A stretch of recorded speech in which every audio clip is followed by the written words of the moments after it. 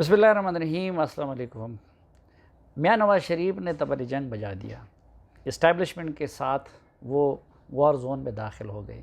लेकिन जिस तरह कहा जाता है कि हादसा एकदम नहीं होता, इन सब कुछ का एक पस मंज़र है। ये तीसरी मरतबा जब मियां नवाज़ शरीफ वज़ीर आज़म बने तो मेरे नज़दीक उनसे 7 बुनियादी गलतियाँ सरज़द हुई। पहली गलती ये थी कि तैयारी के बग़ैर और इस्टेब्लिशमेंट को पूरी तरह एतमाद में लिए बग़ैर इंडिया के साथ ताल्लुक़ात को नए ख़ुतूत पर उस्तवार करने की कोशिश की। दूसरी गलती उनकी ये थी कि इस्टेब्लिशमेंट के ख़दशात को पस-ए-पुश डाल के उन्होंने अफ़गानिस्तान के साथ भी ताल्लुक़ात बेहतर बनाने की कोशिश की।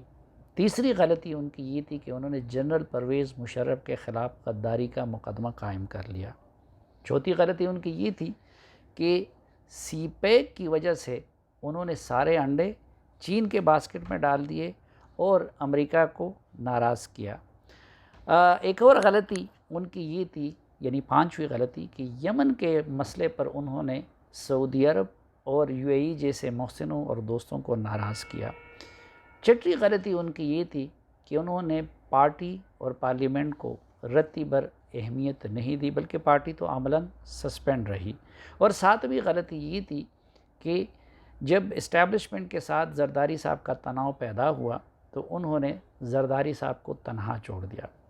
चुनांचे इन गलतियों का जवाब मुख्तलिफ़ सूरतों में मिलने लगा और उनकी हुकूमत पे हमले होने लगे।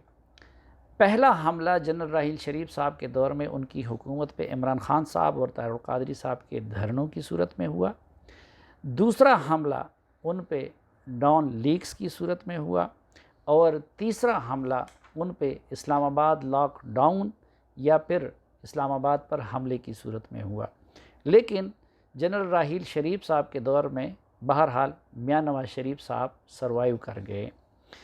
जब जनरल कमर जावेद बाजवा साहब आर्मी चीफ और जनरल नवीद मुख्तार साहब DGISI बने तो मियां नवाज़ शरीफ साहब का एतमाद हद से ज़्यादा बढ़ने लगा।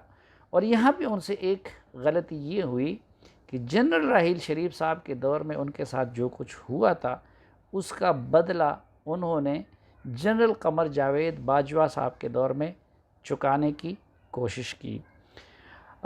चुनांचे ट्वीट की सूरत में उनको जवाब मिला। और यहाँ पे फिर मियां नवाज़ शरीफ से बड़ी गलती ये सरज़द हुई कि उन्होंने आर्मी चीफ को वो ट्वीट वापस लेने पर मजबूर किया। मेरे ख़्याल में 3 बंदों ने इस्टेब्लिशमेंट के साथ मियां नवाज़ शरीफ के ताल्लुकात ख़राब करने में बुनियादी किरदार अदा किया, यानी ख्वाजा मोहम्मद आसिफ साहब, इरफान सिद्दीकी साहब और तारिक फ़ातमी साहब। इन तीनों ने 3 काम करवाए मियां नवाज़ शरीफ से। एक, उनको फ़ौज के ख़िलाफ़ वरगलाया।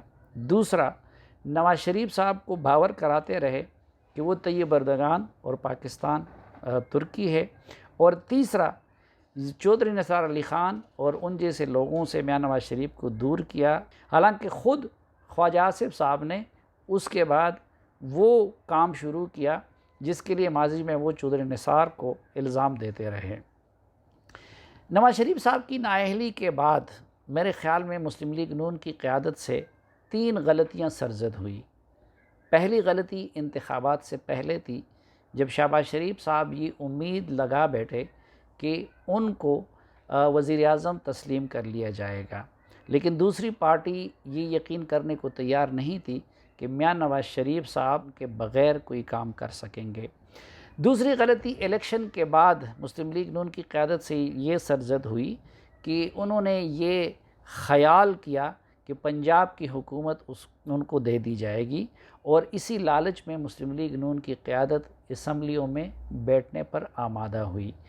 तीसरी गलती मेरे ख़्याल में मुस्लिम लीग नून की क़यादत से तब सरज़द हुई कि जब खुफिया राब्तों के नतीजे में मियां नवाज़ शरीफ साहब बाहर भेजे गए। प्लान ये था कि मरियम नवाज़ साहबा भी उनके बाद बाहर जाएंगी और शहबाज शरीफ साहब के बेटे को भी रिहा किया जाएगा, लेकिन इमरान खान साहब ने स्पॉइलर का किरदार अदा किया। इस दौरान चूँकि चेयरमैन नैब से मुतालिक मवाद और मटीरियल इमरान खान साहब के हाथ लग गया था, इसलिए उनको इस्तेमाल करके उन्होंने जो मुआहदे के बाकी शिक थे यानी हमज़ा शहबाज की रिहाई वग़ैरह पे अमल करने नहीं दिया और मरीम नवाज़ को भी बाहर जाने नहीं दिया।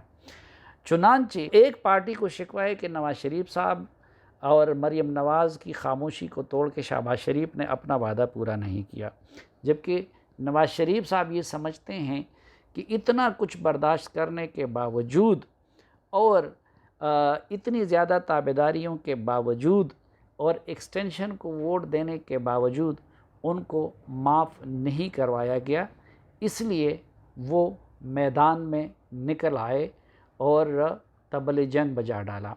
लेकिन मेरे ख़्याल में सिर्फ अंदरूनी फैक्टर्स नहीं हैं, कुछ बैरूनी फैक्टर्स भी कार फरमा है।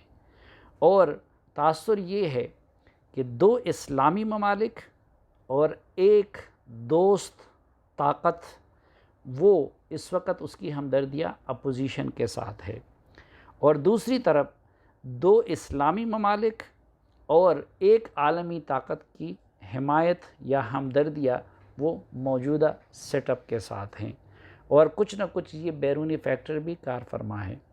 देखना ये है कि आगे मियां नवाज़ शरीफ साहब अपने बयानिए पे कितने कायम रहते हैं और जवाब में दूसरा फ़रीक़ वो क्या रद्द अमल दिखाता है।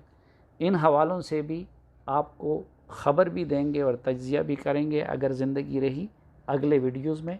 आज के लिए इतना ही।